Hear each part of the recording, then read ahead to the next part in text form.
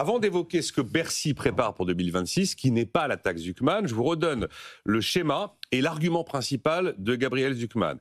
Tout patrimoine supérieur à 100 millions d'euros se verra taxé de manière à avoir la certitude qu'au moins 2% de cette somme va au fisc tous les ans. Ça doit rapporter 20 milliards d'euros par an. A priori, ça cible 1800 foyers, les plus riches du pays. Et ça ferait 11 millions d'euros en moyenne par foyer. Et le grand argument de Gabriel Zuckman est de dire que ceux qui brandissent le risque de l'exil fiscal en font trop, parce que cet exil fiscal est toujours mis en avant, mais c'est un épiphénomène, il n'y a presque rien. Et il dit, de toute façon, les 2% dont je parle sont totalement indolores, car ces patrimoines de 100 millions d'euros enregistrent un rendement annuel de 5 à 6. Donc sur 5, 6, vous en prenez 2, il en reste assez pour respirer. Et il est soutenu par quelques stars de l'économie française, dont Olivier Blanchard, qui a dit, bon, quand même, pas 2, 1%. Et également Jean Pisani-Ferry, qui fut l'un des artisans du programme économique d'Emmanuel Macron en 2017. Bon.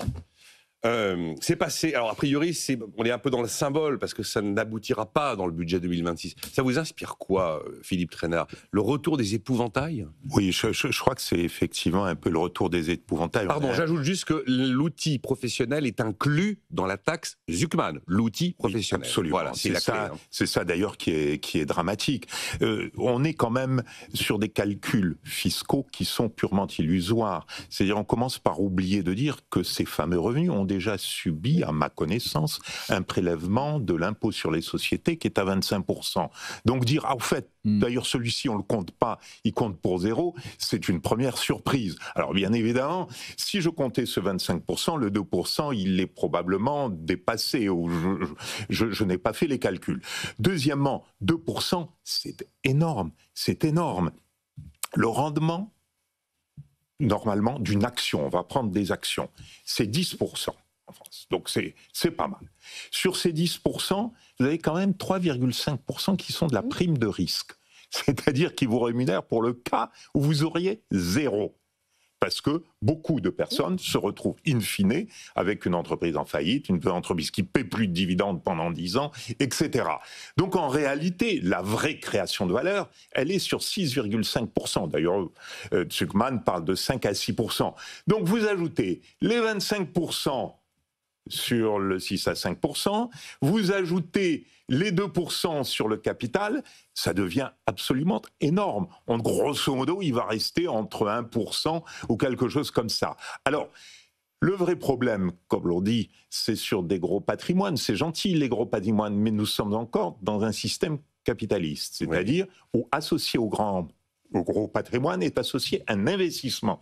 Et les investissements dans la tech ne sont pas faits par des gens, par des faméliques, des gens qui gagnent le SMIC. Ils sont faits, dans l'ensemble, par des gros patrimoines. Nous avons besoin d'investir dans la tech, et d'avoir plus de productivité, plus d'investissement et plus de productivité, et là, nous n'en aurons pas. Dernier point, si vous regardez les simulations, tout ça est censé nous réduire notre déficit. C'est absolument charmant. 160 milliards en 25. Voilà. Déficit, hein. Alors, quel est l'effet? Vous prenez un modèle très simple, le modèle NIGEM, qui est la matrice, modèle macroéconomique NIGEM, qui est la matrice du modèle de l'OCDE, du modèle du FMI, du modèle de la France, du modèle de la Banque d'Angleterre, etc. Qu'est-ce qu'il vous dit si vous prenez une semblable mesure? Il vous dit que votre investissement va chuter dramatiquement, il va chuter de l'ordre de 10 à 15%, c'est-à-dire que vous allez perdre plusieurs points de croissance, et, conséquence de cela, c'est que vous allez voir votre dette publique augmenter, parce que les recettes, bien sûr, publiques vont perdre. Donc ce n'est absolument pas, il faut insister là-dessus, c'est un moyen de se satisfaire politiquement, ce n'est pas un moyen de maîtriser nos finances publiques. Donc, ce que l'on gagnerait d'un côté, on le perdrait de l'autre. Nous tuons la croissance, nous tuons la productivité, et nous ne résolvons pas nos problèmes de finances publiques, au contraire, nous les aggravons. Oui, alors Nathalie, Laurent, par rapport à ça, ou alors je passe directement à l'idée de Bercy pour 26, je ne sais pas. Il a à peu près tout dit, là. Oui, de toute façon, oui. En plus, il y a la CSG en passant, quoi. Ouais. Déjà été payé. Ça, moi, je trouve ça très triste. On en revient toujours, quand même, en France, aux mêmes recettes.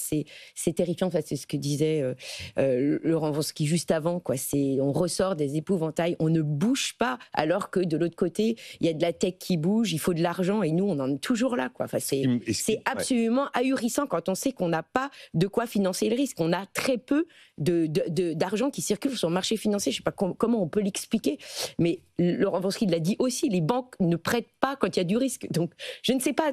Enfin, moi, je suis atterrée, en fait, de voir on en est toujours à ce point-là. Je ne savais pas que Nathalie Janson était économiste atterrée. Non, mais ce qui me frappe, c'est vrai que la séquence budgétaire qui est quand même semi-ouverte. En fait, les seuls trucs concrets qui ont un peu filtré, c'est que de la fiscalité. Exactement. Le dernier truc, on en dira un mot, l'emploi à domicile, c'est la dernière. On donne l'impression qu'en baissant la dépense fiscale, c'est pas de l'impôt. Mais bien sûr que si, c'est de l'impôt. Je voyais que vous vouliez réagir avant. Je fais 26 après, parce que c'est pas pareil. Hein. Oui. Laurent Wronski. Alors, si vous voulez, il faut pas oublier une chose, c'est que l'ISF, c'est l'incitation à sortir de France. Hein. Et alors, à chaque fois, on vous sort la même chose. Si vous voulez, le feuilleton, c'est même pas la saison 2, ça doit être la saison 25. On vous dit, de toute façon, la France est un paradis, donc Exactement. Personne ne part. Donc, on va vous en prendre un peu plus. Vous inquiétez pas, tout le monde va rester. Mais les gens qui disent ça, je veux dire, excusez-moi, mais ça c'est du fantasme. Et à chaque fois, on vous dit, mais non, il n'y a pas d'exil fiscal. Bah écoutez, c'est pas compliqué. Moi, je rencontre des chefs d'entreprise quasiment toutes les semaines. Mais des gens qui ont quitté la France, qui quittent la France, qui se préparent à quitter la France, je rencontre toutes les semaines. Et ça, c'est pas du rêve, c'est du concret. Et ils vont tous au même endroit. Je veux dire, vous allez à Milan en ce moment, ça parle beaucoup français dans les rues. C'est marrant, c'est l'Italie. C'est bizarre. L'Italie, Si vous voulez, c'est pas pour la cuisine italienne qui vont là-bas. Hein. Bon. Même si elle est bien. Donc voilà. Donc à chaque fois, on vous dit ça, mais ceux qui vous disent ça, et monsieur l'a très bien démontré. Excusez-moi, ne raisonne pas en économie. Et là, on raisonne en politique. C'est du dogmatisme. Et je veux dire que, comme en France, le succès rend suspect, il faut qu'on punisse les riches. Parce que, par définition, des très grosses fortunes, c'est de l'argent qui a été volé. Donc, comme c'est de l'argent volé, on va le punir. Et pour le punir, on va vous créer la taxe, machin. Ouais. Sauf que, on va tuer le petit cheval. On prend un exemple, hein, dans l'actualité, on est en plein Vivatech, il y a le fameux Arthur Mensch que tout le monde connaît. Dans certains cas, ça inclut l'outil professionnel. On n'avait jamais osé franchir ce cap avec l'ISF d'avant. Imaginez quelqu'un comme Arthur Mensch qui a probablement un patrimoine qui aujourd'hui avec Mistral AI dépasse les 100 millions d'euros. Ben, moi je peux vous assurer qu'il n'a pas 100 millions d'euros en cash. Hein. Non. Ça veut dire que vous vous trouvez dans la situation où pour verser le cash au moment des impôts au fisc, parce que c'est bien du cash qu'il faut verser au fisc, vous allez céder des parts de votre entreprise petit à petit. Enfin, c'est la mort du petit cheval, c'est une arme de destruction massive de l'outil productif. Ou alors vous allez ne plus investir dans l'entreprise, verser juste des dividendes pour les donner au fisc qui va faire une prestation sociale ou une subvention à je ne sais pas qui, improbable, qui supprimera d'ailleurs 5 ans après. Et puis voilà. Vous ne serez pas surpris de voir que la proposition de loi au Sénat aujourd'hui est défendue par 2 écologistes, Eva Sass et Clémentine Autain, avec l'approbation sans réserve de Sophie Binet de la CGT. Je pense que le ton est donné. 26. Bercy prépare un truc. Attention, c'est pas ça. Voilà, il y a eu la CDHR en 25 sur taxe sur les hauts revenus. Alors on a dit ouais, mais on va faire autre chose, c'est exceptionnel, donc ce sera exceptionnel. Mais du coup, il y a un outil, une taxe anti-optimisation dont les Échos donnent pas mal de détails aujourd'hui. Alors, ce sera cette fois-ci les patrimoines. On va taper les patrimoines supérieurs à 2 millions d'euros net. Ça devrait toucher 60 000 foyers fiscaux. L'outil professionnel ne sera pas inclus dans la taxe anti-optimisation. On pourra y sortir les œuvres d'art, on pourra y sortir les forêts, on pourra y sortir les actifs qui entrent dans le pacte Dutreil à hauteur d'une exonération de 75%. On pourra y sortir des parts minoritaires que l'on détiendrait dans une entreprise à la condition que ces parts pèsent au moins 50% de la base taxable et qu'elles soient détenues plus de 6 ans. Et on pourra sortir 30% de la valeur de la résidence principale. Ça vous rappelle rien, ces éléments constitutifs d'un impôt ? C'est l'ISF. C'est l'ISF. Absolument. Voilà. On confirme. Vous confirmez que c'est l'ISF ? Oui. Bon, on a tout dit. Bon, alors la CDHR devait rapporter 2 milliards d'euros, on n'est pas sur 20. Visiblement, on se dirige plutôt vers 1,5 milliard. C'est à peu près le montant qu'on aimerait avoir avec cet outil anti-optimisation. Bon, si je comprends bien, il s'agirait de dire il faut que vous payiez 20% d'impôts, sous-entendu, d'impôts sur le revenu.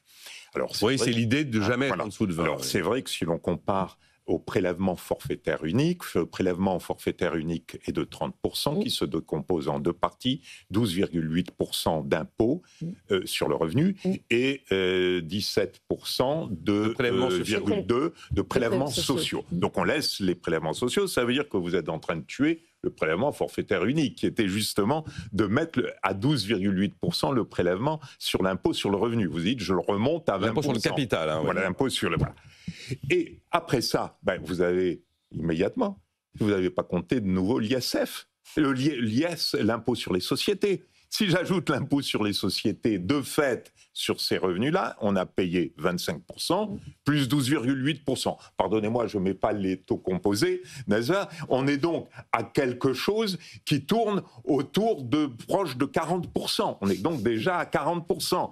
Et bien évidemment, ce 40%, de nouveau, va porter sur des rémunérations qui en partie correspondent à la création de valeur, et en partie correspond simplement à une prime de risque au cas où, si je retire la prime de risque de nouveau, je ne suis plus à 40%, je suis à 80% ou quelque chose comme ça. Et donc je ne suis pas à 51,6%, ce qui est prélevé sur les revenus, où il n'y a pas d'autres prélèvements fiscaux. Donc il y a un vrai problème. Et bien évidemment, de nouveau, on va tuer tous les fonds qui investissent dans la tech. En tous les cas, ça veut dire qu'il faut que l'investissement et que l'argent, le capital viennent des États-Unis pour pouvoir s'investir en France, ce qui, pour le moment, honnêtement, est la stratégie la plus risquée que l'on puisse imaginer, et qu'il n'y ait pas de capital domestique pour la tech. J'adorerais mettre Sophie